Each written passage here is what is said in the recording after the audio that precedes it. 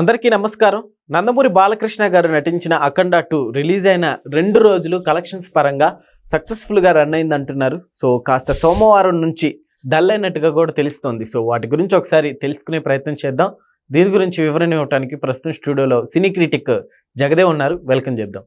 Hello sir.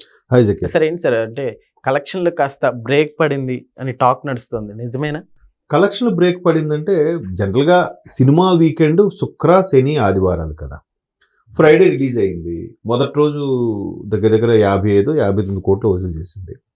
శని ఆదివారాలు ఈ 3 రోజులు కలిపి 90 కోట్లు, ఇప్పుడు 100 కోట్లు కలెక్ట్ చేసింది అనుకుందాం. సినిమా బడ్జెట్ ఎంత ఉంటుంది? మహా అయితే ఒక 160-170 కోట్లు బడ్జెట్ అయ్యి ఉండొచ్చు. అంటే హాఫ్ ఆఫ్ ది అమౌంట్ వచ్చేసినట్టేగా. సో ఇంకా బాలయ్య సినిమా అది.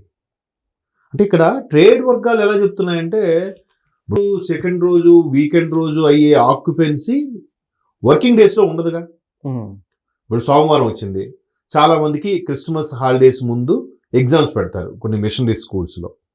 సో దానికి కొంత ఇంపాక్ట్ ఉంటుంది. వర్కింగ్ డే అంటే ఫస్ట్ షో సెకండ్ షోకి ఆక్యుపెన్సీ ఉంటుంది, కానీ మార్నింగ్ షో మ్యాట్నింగ్ పెద్దగా ఉండదు. బట్ శుక్ర శని ఆది ఆ 3 రోజులు వచ్చేంత కలెక్షన్స్ రావాలంటే ఎందుకు వస్తాయి? రాదుగా, కొంచెం తగ్గుతుందిగా. అయితే ఇక్కడ అఖండ టాక్ అయితే వచ్చేసింది. అంటే మామూలు హీరోకి యావరేజ్ టాక్ ఉంటే సినిమా యావరేజ్ అంటారేమో, కానీ బాలయ్య గారి సినిమా యావరేజ్ అంటేనే సూపర్ హిట్ కదా. కదా. సో యావరేజ్ అని టాక్ వచ్చినా అక్కడ కొన్ని పూనకాలు తెప్పించే సన్నివేశాలు కానీ, అక్కడ హీరో ఎలివేషన్స్ కానీ భయంకరంగా ఉన్నాయి. మరోవైపు నార్త్లో కూడా అంత స్థాయిలో ఆకట్టుకోలేకపోతుంది అని అంటున్నారు. రాంగ్ అది. ఆకట్టుకుంటూ అంటే కలెక్షన్స్ పరంగా రాకపోవచ్చు, కానీ ఆకట్టుకుంటూ మాత్రం వాస్తవం. ఎందుకంటే వాళ్ళు హిందీ డైలాగ్స్ని, ఆ తర్వాత హిందీలో బాలయ్య బాబు చెప్పే వెర్షన్ డైలాగ్స్ని ట్రోల్స్ చేస్తూ సోషల్ మీడియాలో షేర్ చేసుకుంటున్నారు.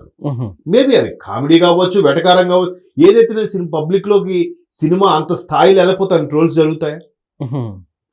వాళ్ళు ఇద్దరు అమ్మాయిలు అయితే, నేను ఆ సినిమా రన్నింగ్లో ఉంటుండగా బాలయ్య బాబు డ్యాన్స్ చేసిన డయాస్ మీదకి ఎక్కి డ్యాన్స్ చేస్తున్నారు, సినిమా స్క్రీన్ మీదకి అక్కడికి ఎక్కి ఆ స్టేజ్ మీదకి వెళ్ళి.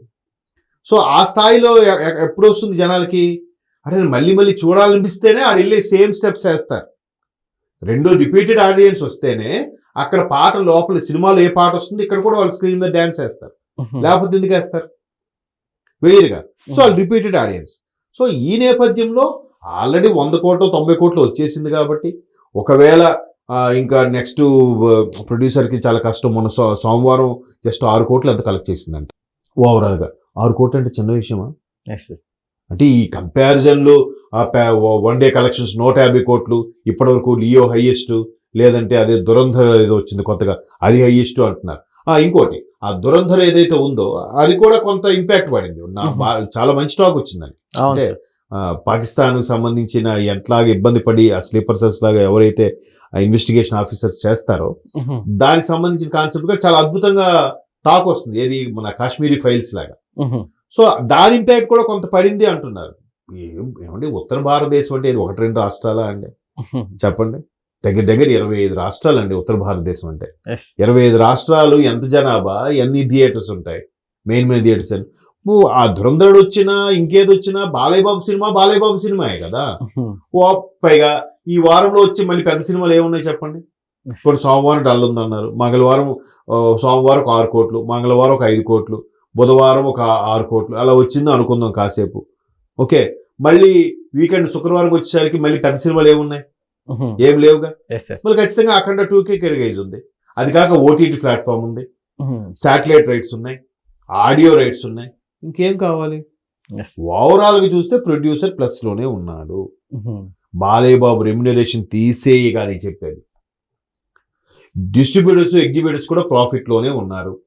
ఇంకేం కావాలి? కాకపోతే సగం డేంజర్ బెల్స్ ఎట్లా ఇప్పుడు కంపారిజన్ కూడా ఎలా ఉంటుంది అంటే, ఒకసారి ఒక పెద్ద కంపెనీ త్రైమాసిక రిజల్ట్స్ ని ప్రకటిస్తుంది. అంటే క్వార్టర్లీ తెలుగులో త్రైమాసిక అని అంటారు. ఆ క్వార్టర్లీ రిజల్ట్స్ ఎలా అంట, మొదటి క్వార్టర్కి 42 కోట్లు ప్రాఫిట్ వచ్చింది, రెండో క్వార్టర్కి కేవలం 22 కోట్ల ప్రాఫిట్ వచ్చింది. అంటే మొదటి క్వార్టర్లో కన్నా రెండో క్వార్టర్లో ప్రాఫిట్ తగ్గింది. కానీ ఆ కంపెనీ ఏం చెప్తాడు తెలుసా, 20 కోట్ల నష్టం రెండో క్వార్టర్కి అంటాడు.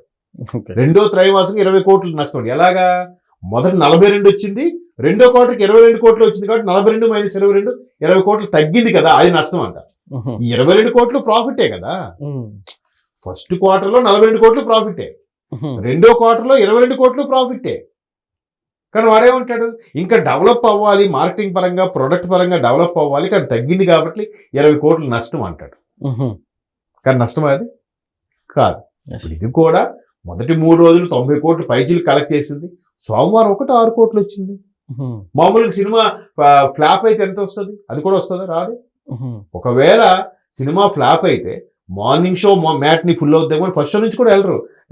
టికెట్స్ తీస్తే వేస్ట్ రా, సినిమా రాడ్ అంటారా, రచ్చరంబోలా అంటారా, వేస్ట్ రా, వెళ్ళి టైం వేస్ట్ ఎందుకురా అని ఆగిపోయే వాళ్ళు ఉన్నారు చాలా మంది.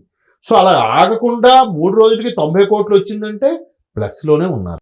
ఖచ్చితంగా 14 వీల్స్ వాళ్ళకి ఇది అడ్వాంటేజ్ అని చెప్పాలి. ఆ హీరోస్ ఏవైతే ఉన్నాయో ఆ అప్పులు, ఈ ఫైనాన్స్ తెచ్చిన అన్నీ కూడా క్లియర్ అయిపోతాయి మెల్లమెల్లగా. రోజుకు 6 కోట్లు అయినా చిన్న విషయం కాదు. థియేటర్ రెంట్లు అన్నీ తీసేగా కూడా, కానీ వర్స్ట్ కేసులో ఆ సోమవారం సంబంధించి ఒక 3 కోట్లని మిగులుతుంది. అవునా కదా? సో అట్లాగా బెనిఫిషియల్ అనేది ఉంది.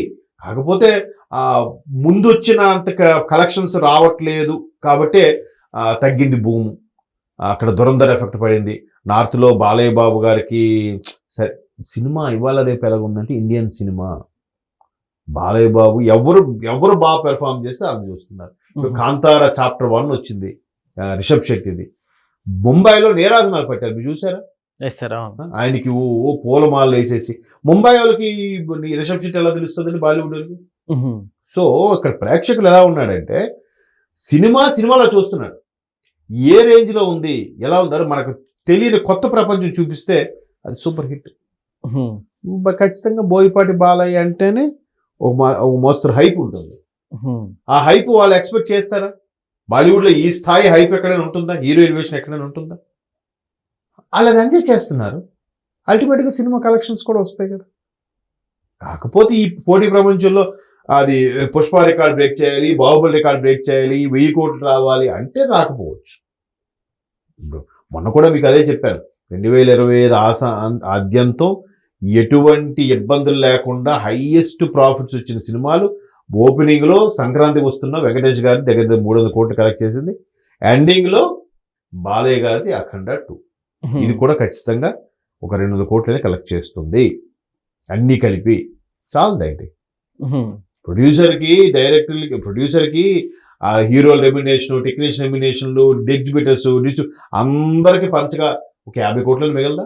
చాలు కదా. ఒక సినిమాకి అన్ని పోను 50 కోట్లు మిగిలిదంటే ఎంత హ్యాపీ అండి. ప్రొడ్యూసర్ ఈరోజు నష్టానికి రిలీజ్ చేస్తున్నారు చాలా మంది. కాబట్టి అఖండ ఏదో భూమి తగ్గింది అంటే నెక్స్ట్ అలాగే పెద్ద వచ్చే శుక్రవారం బుధవారం పెద్ద సినిమాలే లేవు, ఏమున్నాయి? అవన్నీ బాలయ్య బాబు ముందు జూజూబి, అవునా కదా? కాబట్టి భయపడాల్సింది ఏమి లేదు. ఆల్రెడీ సక్సెస్ మీట్ కూడా పెట్టారు. 14 రీల్స్ వాళ్ళు బోయపాటి గారు టూ మచ్ హ్యాపీలో ఉన్నారు. Okay sir, thank you.